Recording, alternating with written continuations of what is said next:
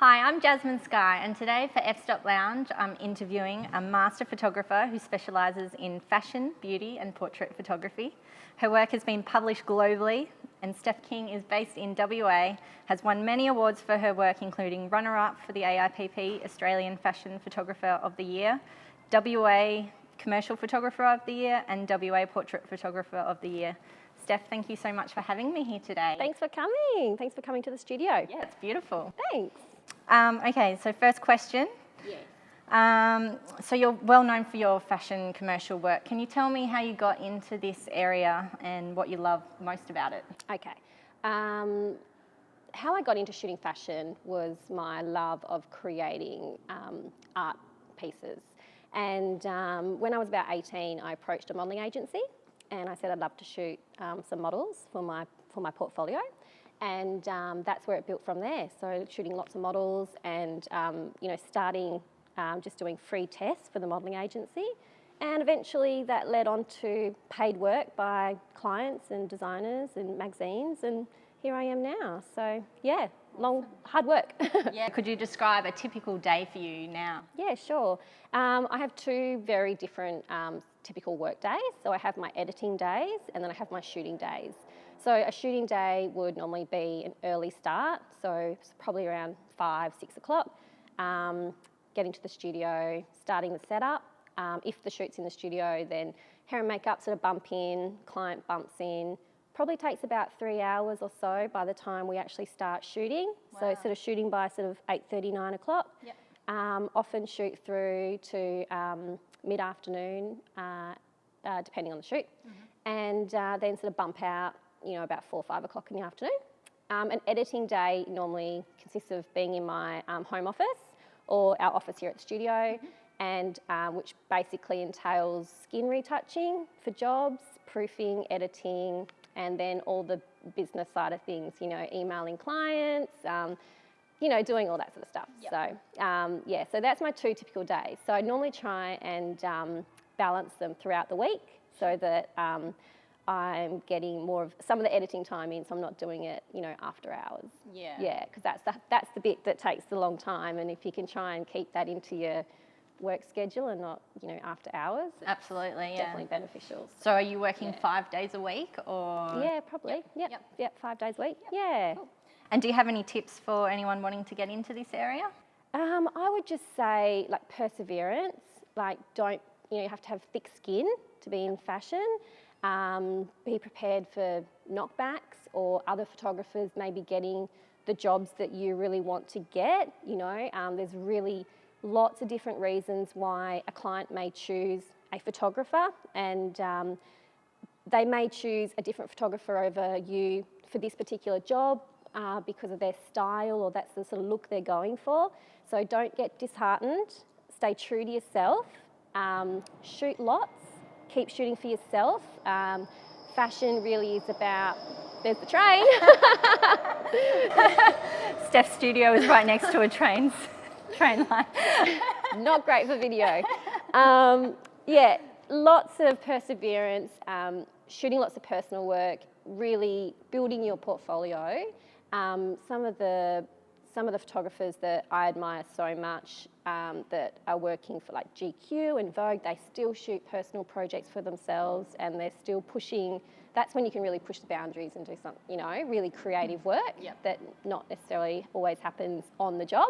Sure. So, that would be my advice to people sort of starting out. Yeah, that's great. Yeah. Okay, so I've read about a few of your favourite ever shoots recently. Can you tell us a bit about them for those who might not have read that article? Yeah, sure. So I think I spoke about a shoot that I did on a boat. Yeah. Yeah, okay. Yep. We did a big shoot a couple of years back for Crown Casino, which is called Crystal Magazine. It's basically the magazine that sort of sits inside every suite throughout the Crown buildings worldwide. And so we were lucky enough to shoot on their big luxury yacht. Wow. It was incredible. Had a spa and 5 bedrooms and beautiful white lounges, and it was basically a luxury house. So that was pretty incredible. So that was shooting off Rottnest Island, which is just off Perth, and we were really lucky. It was one of those days, one of those perfect summer Perth days, no wind. The water was just glass, and because it was such beautiful conditions, they actually let me take one of their smaller boats. So we took, sort of had a small crew on the boat, and then the model on the big yacht, and we were sort of shooting back over the water at this huge luxury yacht, and the model sort of sitting on, like standing on top of it. Wow. A little bit Titanic, you know? Yeah. One of those, you know, that scene where she's, you know, and it was kind of a bit like that. And yeah, that was a moment that I kind of went, yeah, this is a good day. This is the ones that you really enjoy. So, and that made the cover of their magazine, which even makes it more special, you know. Yeah. So that's probably a good one. The other one of the, I've got it here. This is the other shoot that I talk about, which was this one for Scoop. Yeah. So this was a great shoot. Basically, the client said they wanted to shoot in the middle of Perth City. They wanted the editorial story to really showcase this idea of the changing and the changing Perth City, and how the reflections of, you know, all this, the reflection of how fast Perth has changed. And so the clients sort of said, what can we do that's a little bit different? And I said, well, have you ever thought about using some mirrors or something in front of the camera? And they're like, well, that sounds really interesting. And the good thing about these guys is they like to try new things.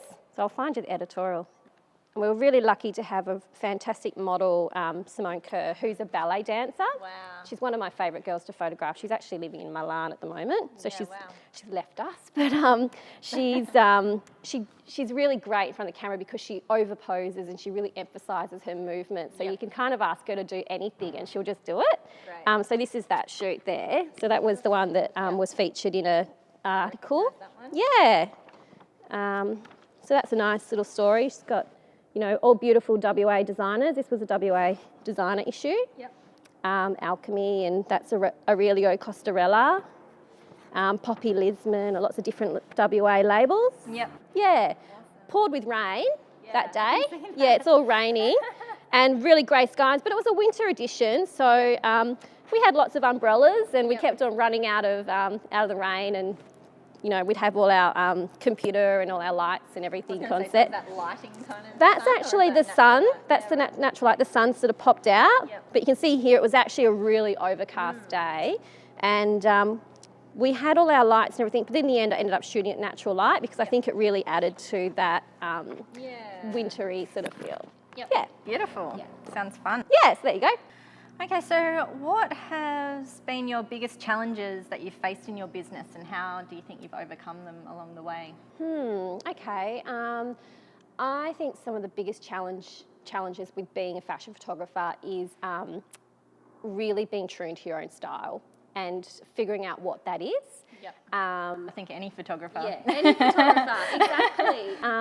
But I think it's really important, if you have your own sort of style, then you've got your own voice, and with that, then you can sort of, you know, translate a message through your art. But I think that's probably been one of the biggest challenges for me, is to figure out what that is and my own personal style, and how I can translate that to my work.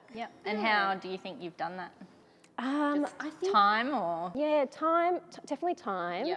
Like growing as an artist, perseverance. I sort of almost feel like you have to try lots of different things to figure out what best suits you. And I don't mean like try lots of different styles of like, you know, maternity and then portrait, or then, you know, lifestyle, then shoot food. But, you know, just in regards to like what sort of lens you might use that you kind of love to use all the time, or what sort of lighting you use. Like, do you love natural light, or, you know, do you like really hard artificial light, or do you like soft studio light? And sort of, that sort of figuring out, and I think you learn that by trying all different styles, and then sort of feel your way through, like believe in yourself and what sort of feels right for you. And I think that sort of that's what I've done. That's the way I've done it. So we've kind of touched on this, but what has been your career path and how did you go from an aspiring photographer to where you are doing it as a living? Right, yeah, okay. So I think that was my journey, is starting off... So how long ago? Oh, it would have been about 13 years ago. Okay. Yeah, a little while ago. Yeah. You know, when I was quite young, approaching modelling agencies is really a great first step for young fashion photographers. Yep. Shooting model tests, shooting model portfolios, and then from there building up to, you know, shooting for clients. And luckily now I have, you know, a broad range of clients that you know, I work for all the time. Yeah. Yeah, and I guess that's the consistency that turns it into a business. What is your favourite lens and why? Or I'll go broader than that. What's your gear that you can't live without? Okay, well, I shoot on a Nikon. Yep. My 105 macro is one of my favourite lenses. It's incredibly sharp, and I shoot a lot of beauty and sort of portrait close-up work, and that really is my favourite lens. So a lot of people say it's a bit slow, but I love it. And yeah, it's just has a real beautiful quality about it that I love. But then recently I've sort of been getting into shooting on the, you know, 24mm, maybe, you know, and just a bit super wide and, you know, kind of getting a bit crazy perspective and sort of mixing it up a little bit. So they're probably, you know, and even the 50 mils. So nifty 50, everyone like a little nifty 50. I shoot a lot of my high-end work on the Phase 1. Yeah, which is, you know, my clients actually request that now for shoots, for some shoots, especially if it's a very heavy, like a jewellery story or something sort of close up, or like a luxury label that they really want the quality to be able to see in the garments. And when you're shooting and they can see it pop up on the screen and they can see every thread in the clothing, they're like, oh, okay, yeah, they, you know, they just love that. So it's that quality control. But yeah, so that's probably my two sort of separate kits that I use. So what's the best advice that you have been given in your career? Don't sweat the small stuff. And that wasn't given to me by a photographer, that was given to me by a friend of mine who owns a huge big electrical company and deals with lots of people on a regular basis. And he said that would be my biggest advice, is don't sweat the small stuff. It's, you know, just do what you do and just try and do the best you can. Awesome. What photographers have been the biggest influence on you in your photography? Well, okay, so probably Nick Knight is one of my favourite. Lots of, you know, Mario Testino. I think he's got such a beautiful, you know, style of, you know, he's incredible fashion photographer. Locally, you know, Tony Hewitt, I think is incredible.